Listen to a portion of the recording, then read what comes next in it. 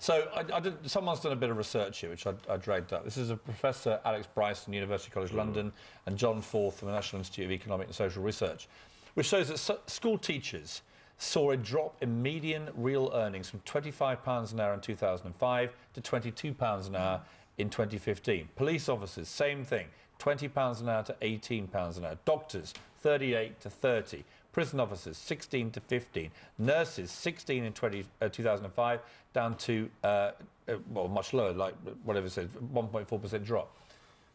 You put all this together, what you have is everyone across the public sector feeling like they are just being treated unfairly, particularly when MPs have been awarding themselves quite handsome pay rises. Well, not awarding ourselves, but it is absolutely correct that there's a difference. Accepting it, indeed. Right? Did you accept the pay rise? Yes, of course. Right. But what I'm saying is I do think that actually throws this into sharper relief, and I do think that it's time for us to do something about it. I think that public sector pay should be relaxed, as I've said. Did you vote for the Labour amendment on the Queen's speech to do that? That was a wrecking amendment about something entirely different. What we now need to do... lifted the cap, no, I think there's a misunderstanding about what that was about. That was about bringing down the government. What I think we need to do is take practical action that's actually going to make a difference. And what will make a difference is persuading the Chancellor to give the pay review bodies the opportunity to lift the cap, because at the moment what we're hearing, say from the NHS pay review body, is pointing out that it's affecting morale, it's affecting recruitment and retention. But if you're a nurse, watching this,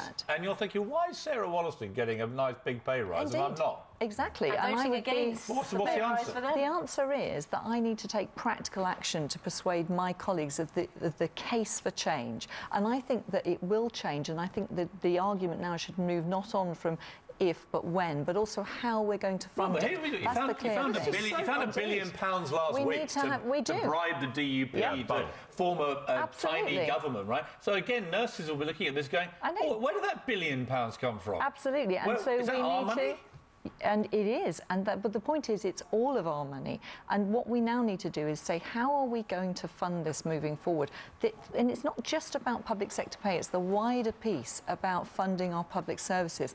And I think that what we need to do is have all political parties come together, and actually we may need to take a bit from each of the party manifestos, but we do have to fund this. Well, look, my view is end this unfair, arbitrary cap now. It should never have been imposed in the first place, having this arbitrary cap that covers everyone, punishing people for going into public service and not really acknowledging the special nature of what so many people do, our policemen, our nurses, our doctors. They all seem to agree. We've had calls from the Education Secretary. Susanna, they are absolute hypocrites, because we tried to have, during the general election, a proper debate about this. Now, Sarah makes it sound like it's rocket science. It's not. There are three ways that you can actually deal with this and raise the funds. You increase taxation. We said we were going to do that for the top 5% of earners. That's one option. You could increase borrowing to fund investment in growth-inducing things like improving our transport infrastructure that will deliver more expenditure in the future. Or you can direct to other resources. And every time we talked about doing that, we were accused of being economically spendthrift, all this. So it's not like this is, we need to start having this debate. We've been having this debate for months. Do you think that the Chancellor is minded to do it? Arguing for this, having been arguing against all these things. I think it's inevitable that we'll go there, but what we need is a proper discussion about how we're going to fund this. And I think the trouble for Labour was they gave the impression that only a tiny number of people would be involved here, when in fact all of us will be paying us. Alistair Campbell tweeted this morning, for both Labour and Tory, there's a gigantic elephant in the room in the debate repay cap, austerity, NHS cuts. Brexit equals shrinking economy. Yeah. You know, and if it's a hard Brexit, probably a massively shrinking economy. If we leave the single market, we cease being members of the European single market, and by the way, we don't need to be in the European Union to be a member of the European single market, that will entail a £31 billion hit to the Exchequer.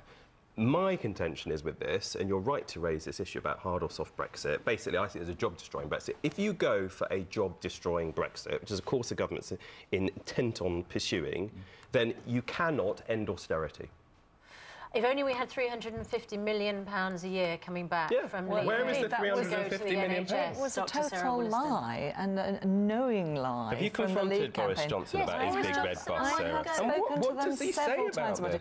it. During the campaign, I had people saying to me that they knew that figure wasn't true, but all we needed to do was talk about a big number and then What people did would Boris remember. That's quite Johnson something. says You're saying it's a It big was terrible. lie It was- by our it was foreign no- secretary. Not People by, are supposed no, it to wasn't. believe him. Can I just say that wasn't Boris, but I had that said to me by several people during from the Leave campaign. But you It's just why said I it's a never big signed up to lie. it. It was a big lie, and I told them And so our at the foreign time. secretary It was one of the going things- around in a big bus with Indeed. that big lie, and he represents this nation to other countries. It was a shocking figure to It's have used. appalling. It was very misleading.